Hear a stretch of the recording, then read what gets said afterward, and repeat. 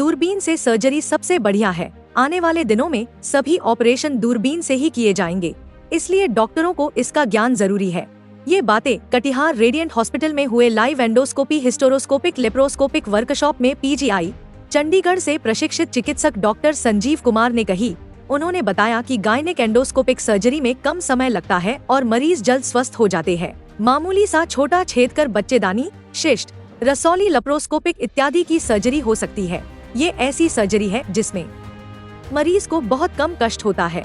कई बार खून की कमी के कारण जब ऑपरेशन मुश्किल होता है तो इसके माध्यम से बिना खून चढ़ाए आसानी से रोग से निजात दिला देता है। गर्भाशय और फैलोपियन ट्यूब की बहुत सारी बीमारियों को यह बिना बाहरी दाग के और बहुत कम काट छांट द्वारा रोग से निजात दिलाता है। वहीं स्त्री एवं प्रसूति रोग से जुड़ी डॉक्टर आशा दौलानी और डॉक्टर रंजना झा ने कहा कि एंडोस्कोपिक सर्जरी साइंस का वरदान है। ऐसे ऑपरेशन में महिलाओं के साथ खून की कमी, चीरफाड़ से निजात मिल जाएगा। इस लाइव सर्जरी के दौरान प्रसूति डॉक्टर शिप्रा सिंह, डॉक्टर प्रतिभा कुमारी, डॉक्टर लक्ष्मी सेन, डॉक्टर नीलम मनीष, डॉक्टर शशि किरण, डॉक्टर छवि रमन वैद्य के अलावा doctor Ashutosh Jha, doctor Rakesh Singh, doctor Shamim Ali सहित कई डॉक्टर शामिल हुए। गायनी एंडोस्कोपी का वर्कशॉप है जिसमें कि दूरबीन से बच्चेदानी के अंदर हम लोग जब देखते हैं तो उसको हिस्टरोस्कोपी कहते हैं, या जब हम पेट में डाल करके देखते हैं तो उसको लेप्रोस्कोपी कहते हैं। तो ये दोनों को मिला करके हम लोग गायनी एंडोस्कोपी वर्कशॉप कहते हैं। ये इनके कई इंडिकेशंस हैं, जैसे कई लोगों का अगर ट्यूब बंद है तो दूरबीन से ट्यूब को खोला जाता है, तो उनको आंधे मुंधे IVF जैसे महंगे इलाज से बचने का भी मौका लगता है। और कई बार कुछ ऐसी चीज़ें हैं कि अगर कोई भी इलाज देना है तो उसको पहले आपको ठीक करना होगा। चाहे बच्चेदानी में मान लीजिए एक दीवार हो, सेप्टम कहते हैं, तो सेप्टल रिसेक्शन करना होगा। पॉलिप है तो उसे हटाना होगा। ट्यूब की बंदी है तो कॉर्नुअल कैनुलेशन करना होगा।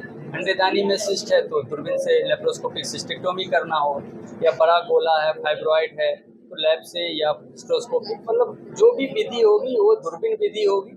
और आज के ज़माने में अगर बोला जाए तो गायनी में सारी सर्जरी है, सिजेरियन को छोड़ के सारी सर्जरी दूरबीन से ही होती है। तो बिना चीर-फाड़ का मतलब स्मॉल सा पेंसिल के बराबर का छेद होता है, वो हैंडी प्लास साट के भेजते हैं। अगर आप नहीं चाह रहे हो स्टिच लगाना तो बिना स्टिच लगाए भेज सकते हैं, क्योंकि आप जैसे थोड़ा सा हाथ कटता फटता है तो ऐसा नहीं घर बार आप टाँके लगवाते हैं। तो इस तरह से वो पेंसिल के बराबर है, मतलब 3 mm, 4 mm, मैक्सिमम 5 mm का पोर्ट, तो वो अपने आप भी साफ हो जाता है और हैंडी प्लास करने से वो बिल्कुल आपस में उसका मुंह मिल करके जुड़ जाता है। तो और दूसरी बात, खर्च की दूरबीन सर्जरी में मरीज को अस्पताल में बहुत कम देर स्टे करना। जैसे अभी जिन लोगों का हुआ उसमें मान के चलिए कि 80% मरीज शाम तक घर चले जाए, मतलब कोई 6 घंटा, कोई 4 घंटा, किसी को 1 दिन, किसी को 1.5 दिन, 2 दिन से ज़्यादा कोई भी दूरबीन की सर्जरी नहीं होती जो अस्पताल में रुकना है। तो आपका तो खर्च उसमें एक तरह से हॉस्पिटल स्टे का घटा।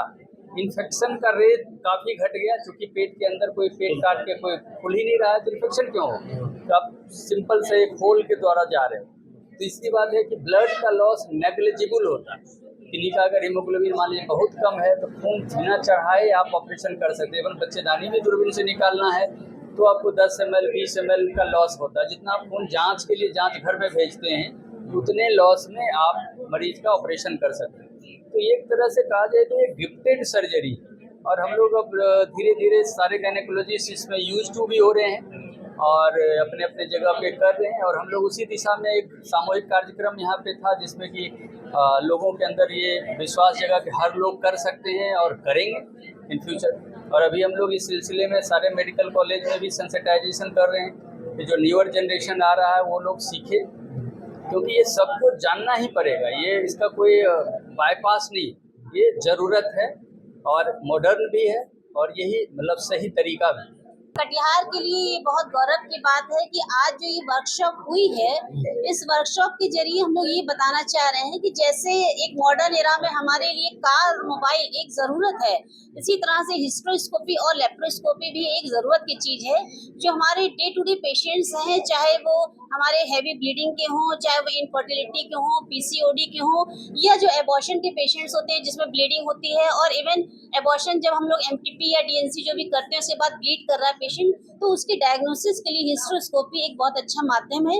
इससे हम लोग देख सकते हैं कि कहाँ पे प्रॉपरली वो प्रोसेस हमें करना है, क्योंकि जो एबॉर्शन वाला प्रोसेस है, डीएनसी वाला प्रोसेस है, ये एक ब्लाइंड प्रोसीजर होता है, इसमें हम लोग को दिखता नहीं है। और हिस्ट्रोस्कोपी से हम लोग देख सकते हैं कि कहाँ पर प्रॉब्लम है। जैसे कि यहाँ पर एक पेशेंट थी जिसका 2 बार एबॉर्शन हुआ, लेकिन उसके बाद भी वो ब्लीड कर रही थी, तो हिस्ट्रोस्कोपी से देखा गया कुछ बोनी पीसेस वहाँ पर अटैच थे, तो वो बोनी पीसेस इसी प्रोसीजर के दौरान निकाल भी दिए गए। तो बहुत से इनफर्टिलिटी के पेशेंट्स हैं, जैसे पीसीओडी पेशेंट्स है, या बहुत से पेशेंट्स जो एंग्शियस है, प्रेगनेंसी चाहते हैं और वो आईवीएफ के लिए मूव करते हैं, लेकिन आईवीएफ के लिए मूव करने से पहले हमें पता होना चाहिए कि उसकी एग्जैक्ट डायग्नोसिस क्या है।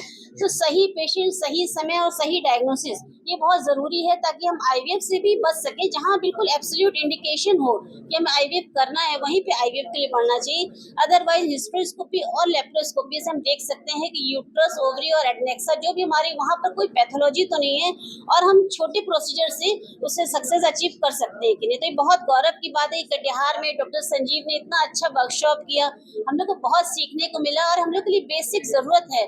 जैसे हम लोग सिजेरियन कर रहे हैं, डिलीवरी कर रहे हैं, अबॉर्शंस हो रहे हैं, इसी तरह से हम लोग को एटलीस्ट हिस्ट्रोस्कोपी तो जरूर स्टार्ट करनी चाहिए। साथ में अगर जो यंग्स लोग हैं या हम लोग भी चाहें तो लेप्रोस्कोपी भी स्टार्ट कर सकते हैं।